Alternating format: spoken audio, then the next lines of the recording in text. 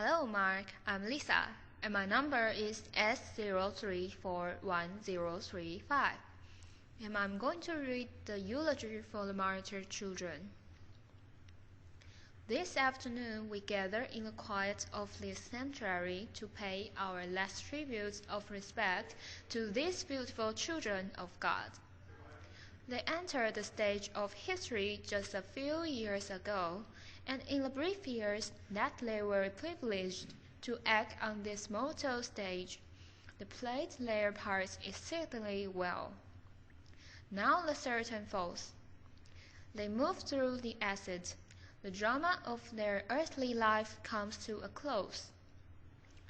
They are now committed back to that eternity from which they came. These children, unoffending, innocent, and beautiful, were the victims of one of the most vicious and tragic crimes ever perpetrated against humanity. Yet they died nobly. They are the martyr heroines of a holy crusade for freedom and human dignity. And so, this afternoon, in the real sense, they have something to say to each of us in their death. They have something to say to every minister of the gospel who has remained silent behind the safe security of stained glass windows. They have something to say to every politician who has fed his constituents with the stale bread of hatred and the spoiled meat of racism. They have something to say to a federal government that has compromised with the undemocratic practice of Southern Democrats and the blatant hypocrisy of right-wing Northern Republicans. They have something to say to every Negro who has passively accepted the evil system of segregation and who has stood on the sidelines in a mighty struggle for justice. They say to each of us, black and white alike, that we must substitute courage for caution.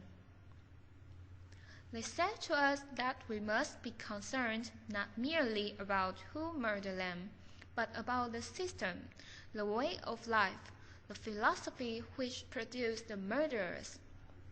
Their death says to us that we must work passionately and unrelentingly for the realization of the American dream.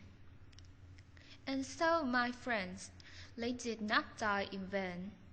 God still has a way of bringing good out of evil, and history has proven over and over again that unmerited suffering is redemptive. The innocent blood of these little girls may well serve as a redemptive force that will bring new light to this dark city. The Holy Scripture says, "A little child shall lead them." The death of these little children may lead our whole Southland from the low road of man's inhumanity to the high road of peace and brotherhood. These tragic deaths may lead our nation to substitute an aristocracy of character for an aristocracy of color. The spilled blood of these innocent girls may cause the whole citizenry of Birmingham to transform the negative extremes of a dark past into the positive extremes of a bright future. Indeed, these tragic events may cause the white South to come to terms with its conscience. And so I stand here to say this afternoon to all assembled here that in spite of the darkness of this hour, we must not despair. We must not become bitter, nor must we harbor the desire to retaliate with violence. No, we must not lose faith in our white brothers. Somehow we must believe that the most misguided among them can learn to respect the dignity and the worth of all human personality.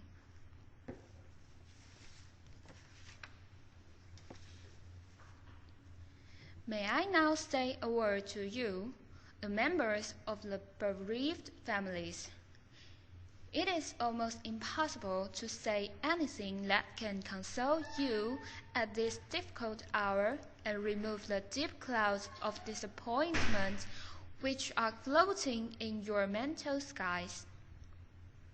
But I hope you can find a little consolation from the universality of this experience.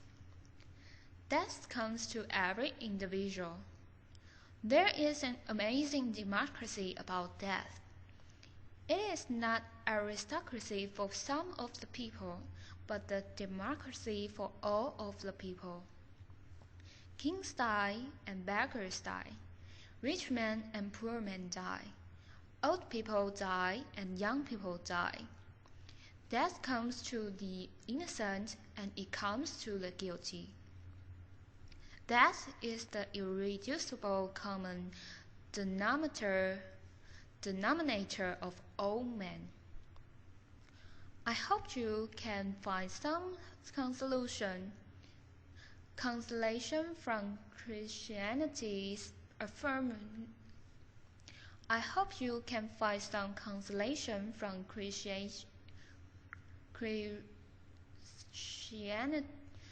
Christianity's affirmation that death is not the end. Death is not the period that ends the great sentence of life, but the comma that punctuates it to more lofty significance. Death is not a blind alley that leads the human race into a state of nothingness, but an open door which leads man into life eternal. Let this daring faith, this great invincible surmise, be your sustaining power during these trying days. Now I say to you in conclusion, life is hard, at times as hard as crucible steel. It has its bleak and difficult moments. Like the ever-flowing waters of the river, life has its moments of drought and its moments of flood. Like the ever-changing cycle of the seasons, life has the soothing warmth of its summers and the piercing chill of its winters. And if one will hold on, he will discover that God walks with him, and that God is able to lift you from the fatigue of despair to the buoyancy of hope, and transform dark and desolate valleys into sunlit paths of inner peace. And so today, you do not walk alone. You gave to this world wonderful children. They didn't live long lives, but they lived meaningful lives. Their lives were distressingly small in quantity, but glowingly large in quality. And no greater tribute can be paid to you as parents, and no greater epitaph can come to them as children, than where they died and what they were doing when they died. They did not die in the dives and dens of Birmingham, nor did they die discussing and listening to filthy jokes. They died between the sacred walls of the Church of God, and they were discussing the internal meaning of love. This stands out as a beautiful, beautiful thing for all generations. Shakespeare had Horatio to say some beautiful words as he stood over the dead body of Hamlet. And today, As I stand over the remains of these beautiful, darling girls, I paraphrase the words of Shakespeare. Good night, sweet princesses. Good night, those who symbolize a new day, and may the flight of angels take thee to thy eternal rest. God bless you.